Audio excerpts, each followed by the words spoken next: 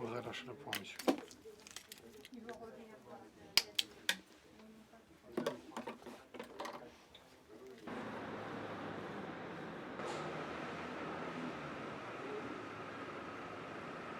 Les traitements ont beaucoup évolué, mais au niveau de la prise en charge et du suivi des malades et comment prendre le traitement, il y a eu énormément de progrès. La seule chose qui n'a pas trop évolué, c'est la vision du VIH, c'est-à-dire que les gens ont toujours du mal à parler du fait qu'ils soient malades, qu'ils soient porteurs du VIH, et lors de l'annonce, c'est toujours vécu comme quelque chose de difficile à annoncer à son entourage, quoi.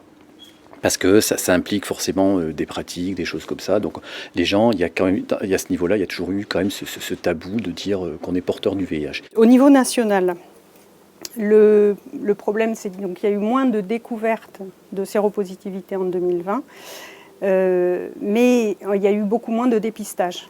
C'est passé de 6 millions à 5 millions 400, donc c'est une grosse baisse. Et donc ce dont on a peur, c'est que ces diagnostics qu'il y ait eu un manque de dépistage qui fait qu'il y a eu moins de découvertes de séropositivité.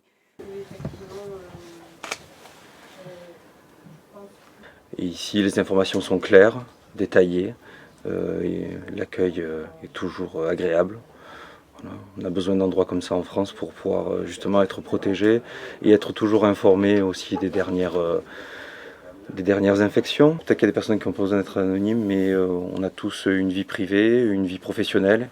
Donc ça reste important de pouvoir aussi être soigné et sans avoir besoin de divulguer son identité.